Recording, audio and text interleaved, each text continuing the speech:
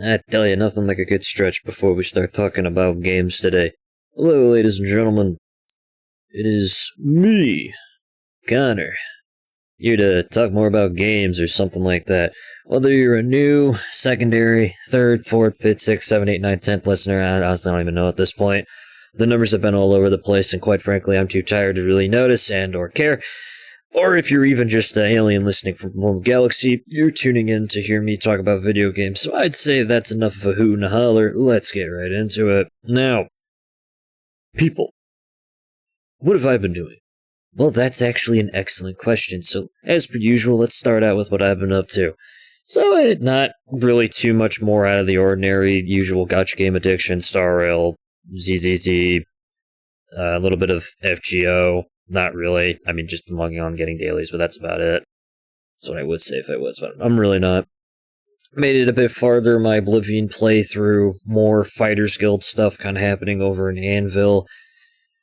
I am waiting to do the final kind of start of the 4 items you need for the freaking quest line. I think it's just the crystal or whatever that I need from the big Oblivion gate, but honestly, I've been not really confined to my usual setup, so kinda difficult to continue. But whatever. That's a future me problem. Although this is around the time of the year that I start getting those XCOM vibes. So XCOM 2 probably, I know I talked about it like quite a bit, but frankly, there is just a tiny part of me that's like, kind of want to throw down on the wayside once again, get back into War of the Chosen and kind of just see what happens. I guarantee you, it's not going to be fun, because I haven't played that game in over like 5 years, and I'm not expecting to be good at it. But I'm probably going to jump right in on Veteran or something, put Iron Man on, and just watch myself get absolutely split open. Now that you're familiar with what's going on with whatever I just said the last 2 minutes of recording this, let's talk a little bit about kind of what's been going on in my head. So recently, I've been fiending about kind of playing a little bit of Necromunda, the tabletop for Warhammer 40,000. You don't know, Necromunda, Warhammer 40,000 is like gang warfare on steroids. You get the models, you have them fight, all that jazz. And one of them is, when I was looking through, because I wanted to put a gang together, one of the options were a terrifying gang called the Malstrain Gene Stealers. You might be asking, Connor, what the hell is that? Well, let me tell you. Scary. That's what it is. Bunch of diseased-looking aliens that are trying to infect and break out of the hive, and everybody's trying to stop them, and it's a big old spoopy thing. Technically speaking, I'd love to talk at length about it, but we are on a time limit here, as we usually are, so we gotta keep this moving along. Now, while I was looking into this, though, and kind of reading up on their lore, something kind of hit me. What are some of my favorite horror games, and in general, what do I like about the horror genre? Well, I'll tell you. Why don't we start with what are some of my favorite horror games? Now, we're going to start with something I think I mentioned in the past on the previous radio show, and now on this one. I am a big fan of the Dead Space series. Played 1, played 2, played 3, gave the remake its fair shake. I did Dead Space Ignition. Was not a good game. But I wanted the hacker suit, so I had to play it. Ugh. Excuse me, I'm a little sleepy. But, I guess what really I liked about it is there were a couple things. For starters, I was like, I think 6 or 7. No, I was 6 when my father told me, hey, here is the controller for this game, why don't you go play it? And he walked off, and then I started playing it, and I shit my pants, but then that kind of developed an addiction, and it messed me up for life, because now I like ultra-violent games. Like, seriously, oh my god, you guys have no idea. But that one really was a fun experience. I mean, I like body horror, so the Necromorphs kind of did it for me. I like the idea of you're not some super advanced super soldier, you're just a guy who's using the tools in his immediate area to make something of himself. So the plasma cutter, which was originally used for torching space rocks and getting minerals, has been repurposed as a limb cutter. Same thing with the line gun. The flamethrower is the flamethrower. See, the pulse rifle being the only military weapon, and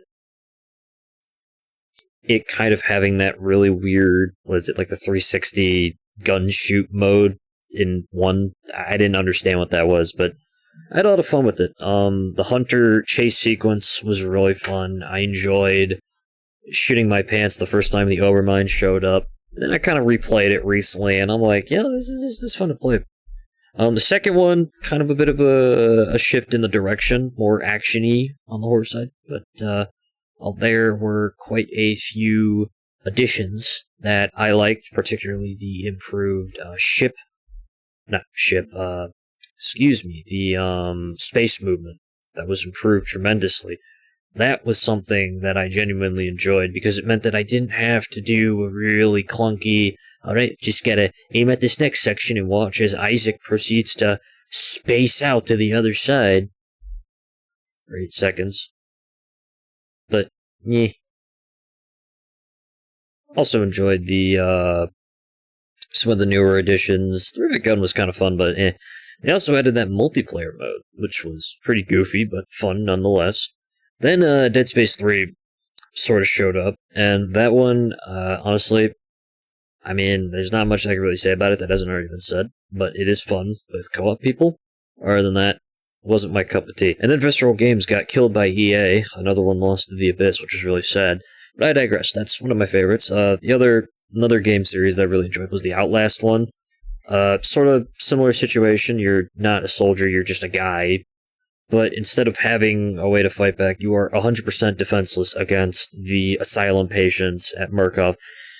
You have a camera, that's about it, and Outlast 1.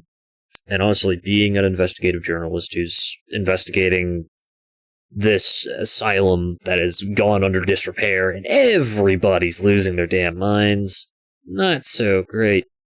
But, really, a good game all around. Scary, too. You can't fight it. You have to escape. Just how Dr. Traeger found me and cut my fingers off. That was a scary moment, I'm not gonna lie. Sent me back when I played it back on my Xbox One, way back in the day. Outlast 2, I still liked it. I know it's a little, less asylum, more, this is a freakish cult that's being affected by the, radio tower signals that Murkoff is kind of sending in the area, which is why everybody's kind of tweaking pretty hard. Nox, doing some shit, and then there being a girl with the pickaxe who quite literally removes your midsection if you fail to do some, if you get caught by her a couple of times. And there's also that really goofy, sequence where if you open the door, I think it's in the intro section, and there's one of those guys. So, in the intro part, if I remember correctly, there is, while you're kind of walking around in the village, trying to avoid, interacting too much with the locals, or you're just trying to figure out where you are, there is a sequence where there is a house, and there's a guy in there, and he's kind of looking at you through the door. Well, it turns out you can actually open the door, and then he will chase you and instantly kill you. But, normally, when you open that door, he isn't really supposed to, he's supposed to grab you and then kill you, but you can, it's a video of a guy who runs all the way to the next sequence of the map while he's being chased, and it's just a compilation of him getting attacked, assaulted, and butchered to the ground, effectively. Good video. Anyways, that wasn't too bad. Resident Evil. So there's actually a couple here I wrote down, but, my personal favorite is 4. To me, it's just enough horror mixed with the action pieces. I know that, when RE4 came out, everyone was trying to do Resident Evil stuff, but, hell, even Dead Space, actually, which was a fun little fact. But, what I liked, about it is, one, aside from the fun combat and gameplay, it is, I really enjoyed those segments with Las Plagas monsters sort of just casually coming out of the creatures. Now, I would say the Ashley segment in the castle, where you got those armored dudes coming out trying to hurt you, that's one of the scariest parts of the game. Because what am I supposed to do? I don't have any weapons. I am scared. God help me. Please. Let's see. Resident Evil 7 Biohazard. Now, that one, it's a little more, so much, I guess, as, I enjoyed playing as a dude who couldn't go faster than a brisk jog down the street. But I enjoyed the horror, I guess, kind of being more, it's just like this family who gets taken over by Evelyn, who's the girl with the black mold.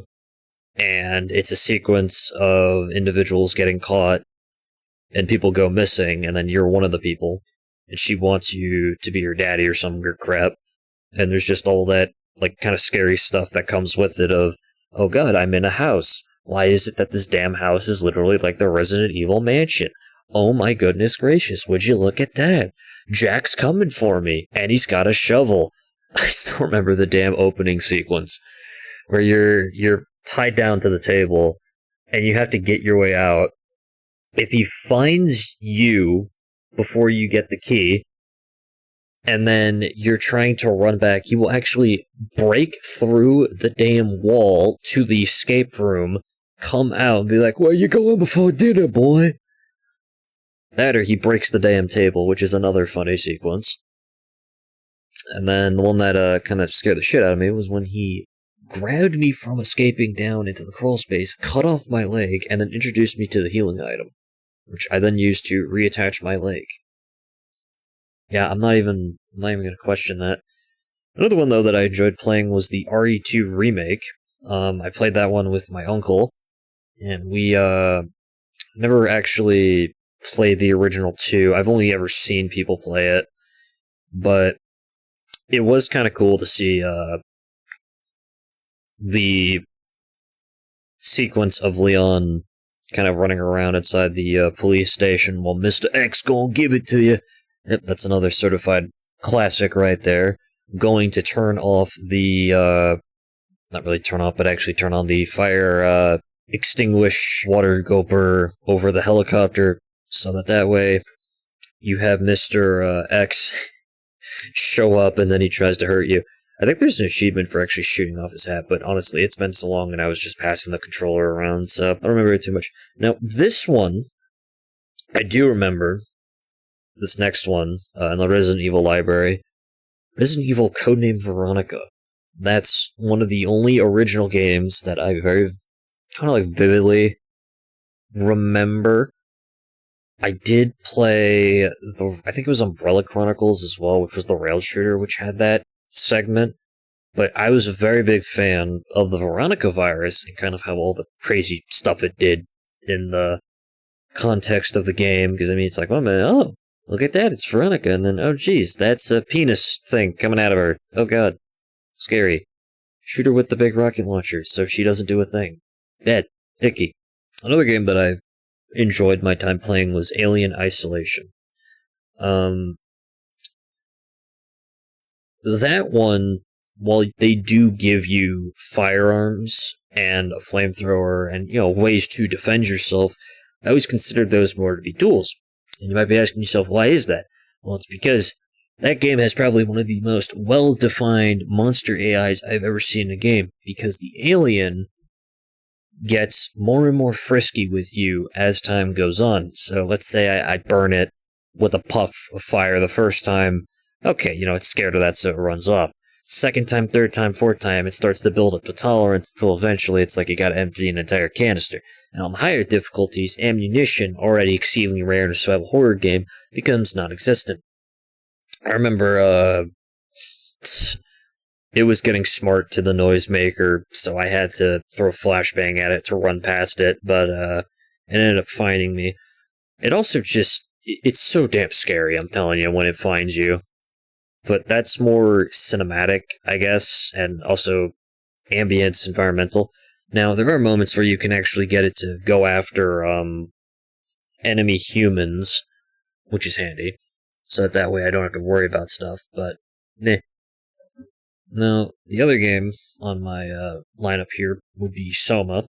Soma I enjoyed because it was a underwater game that combined what the hell is going on with biomechanical horror designs, because the structure gel throughout that makes some pretty crazy designs, but its prerogative is to the Wayland AI, if I remember correctly.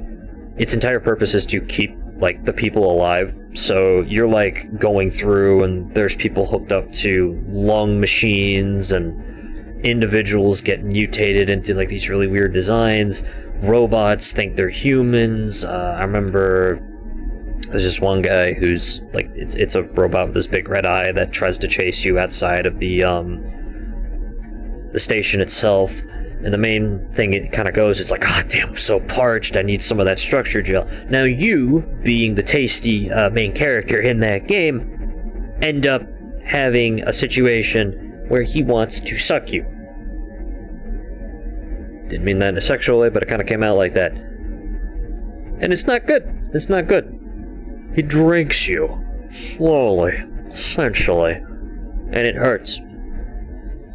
But I mean, the whole amnesia shtick, the fact that you kind of get brain copied over to somebody else, and there's all that stuff that kind of goes on. It's all pretty cool, and honestly, I enjoyed my time playing it.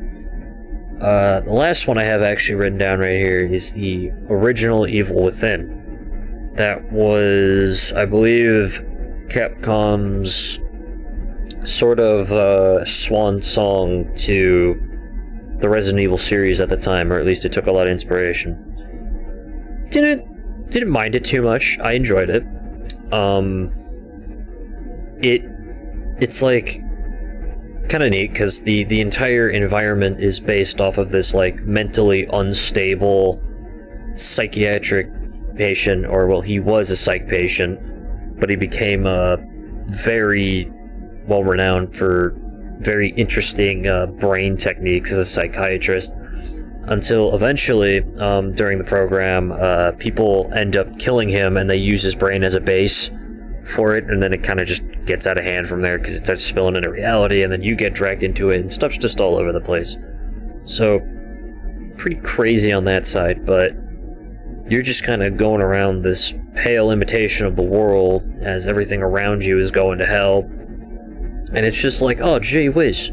Gee willikers, what's going on here, Batman? But there are chainsaws, there are spoopy people, and most importantly, your ass is grass if he touches you, which is quite a bit. Now, for the next kind of segment of the podcast, I'd like to... Something kind of came into my mind, but like really, you know, what kind of horror makes me tick? And really, I would say, you know, survival horror, action horror. Personally, I'm a big fan of shooting up hordes of zombies, or having games that really kind of force you to take in account your reload, your ammunition, your healing items, all of that.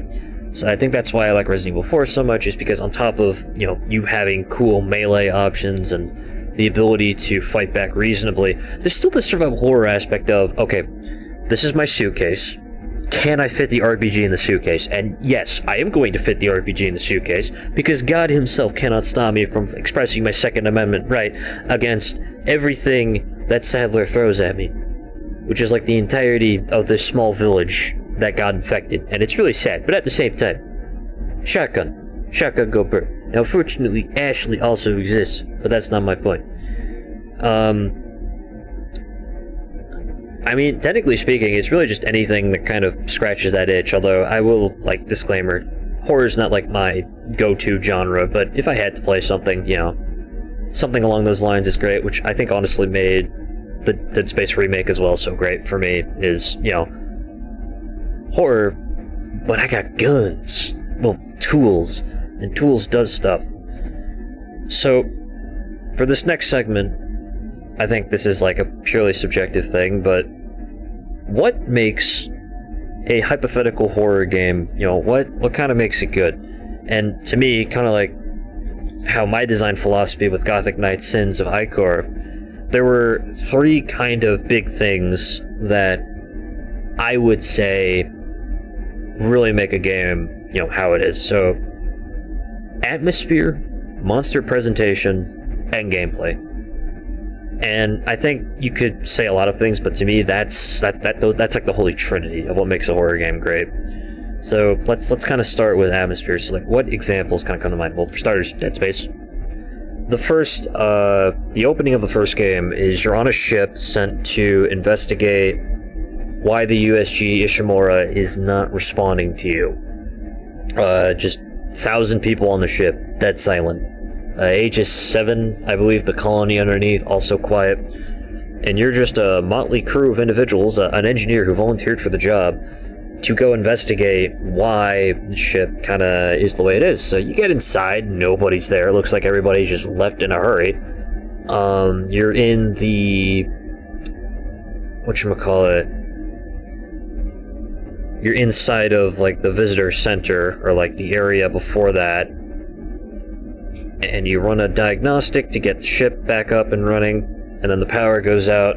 The lights are all over the place. Everything's going to hell. And then you see it. The necromorph. It stalks its way down. It kills a security detail.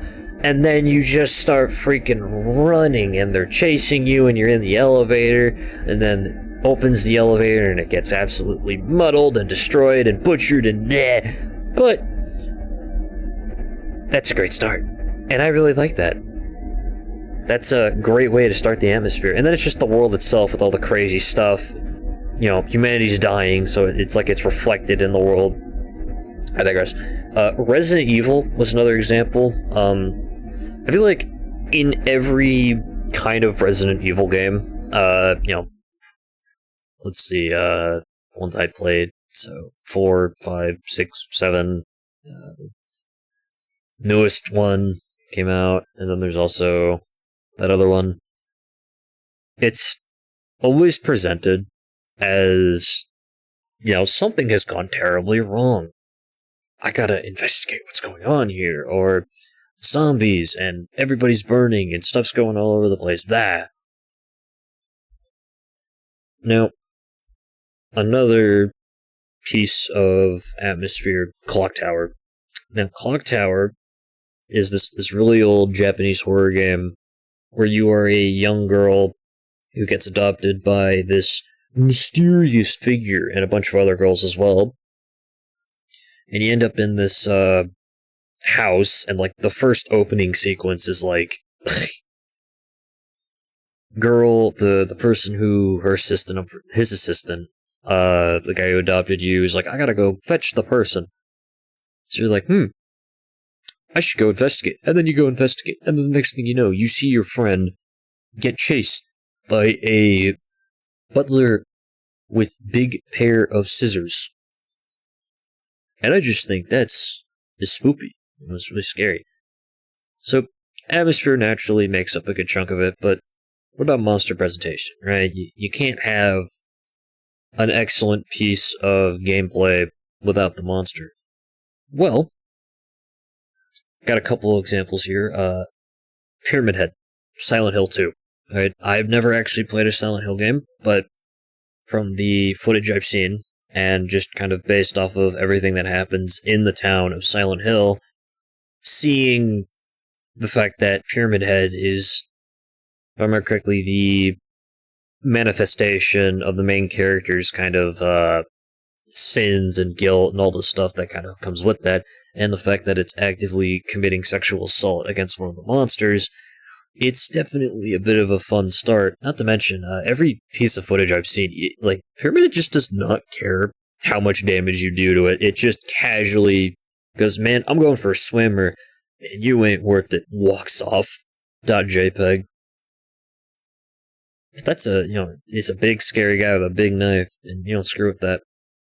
Let's see. Little Nightmares, the chefs in particular. Them wearing masks, the fact that they are large and disgusting looking, and you are a small little girl making your way through this messed up location known as the mall, and if they catch you, remember there's a couple of sequences where one, they cuts out, but they are about to chop your head off, they stick you in fish, or they throw you in the pot. A couple of fun sequences like that. Then you find the chef's brother during the second part of the game, also very disturbing. The fact that he throws you into things if he catches you. honestly, just all around, like, pretty scary, but it knows what it wants to be. All the creatures in that game are disgusting, and it's reflected through the environment and the world. Now, the next game, I have also not played this one, but I think it's still a good example. Amnesia: Dark Descent. While the monster, does show up, the presentation with that is it's unknowing and scary, and if you stare at it, it will screw up your psyche with your mental state, because if I remember correctly, in Amnesia, mental stuff is very important. And this monster does not like you at all. In fact, dare I say, it will try to touch you if you look at it. And looking at it, incurs the sanity penalties, the creature itself, you hear the roars and the noises it makes, and honestly, just all around not a good time. But it fits so well with the environment and the gameplay that I think it was worthy of its own kind of missions. Now, gameplay for the third one, for me, like anything, there needs to be good gameplay, puzzles, or there needs to be, well, it's funny I say puzzles when puzzles aren't really my, main thing, but, having, a thing where you might have to do this to go to this room, or some fun gameplay loop, or, a really good integration of gameplay. So there's 3 games that I have here that I think do a really good job at kind of demonstrating gameplay and then tying the world kind of around that. So the first one, Dying Light.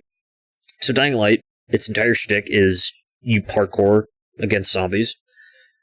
And a lot of the abilities that you have in that world are entirely reflective of that. So during the day, you're jumping on rooftops, you're using firecrackers to distract zombies.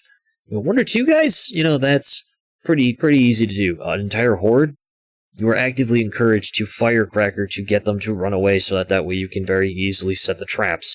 But then night rolls around, and then the hunter becomes the hunted because the volatiles come out, and they're not only faster than you, but they are more dangerous. And if you do not, duck, weave, and run, they will catch you, and it's not a very good time that they grab you, believe me. I shat my pants at least 6 times when they showed up. Darkwood.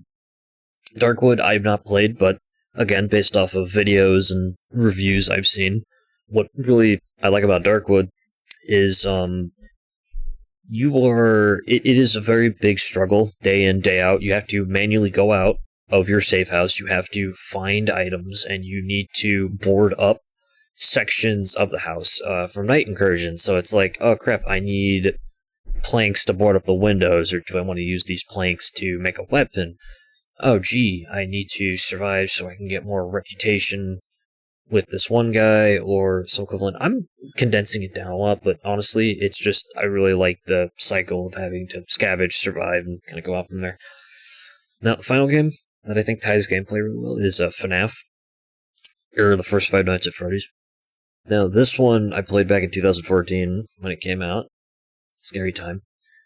But what made this particular one, in my opinion, good gameplay-wise, or at least what made it, kind of great, is it does a really solid job at tying in the notion that you're just a guy trying to prevent these animatronics from getting inside your protective little hovel, your office. You have to manage the power, you have to check to make sure that Foxy doesn't come out of Pirate Cove. I remember the first time I played, you can slow down Freddy by doing the camera tech, which is spamming the hell out of one section and then looking at the other.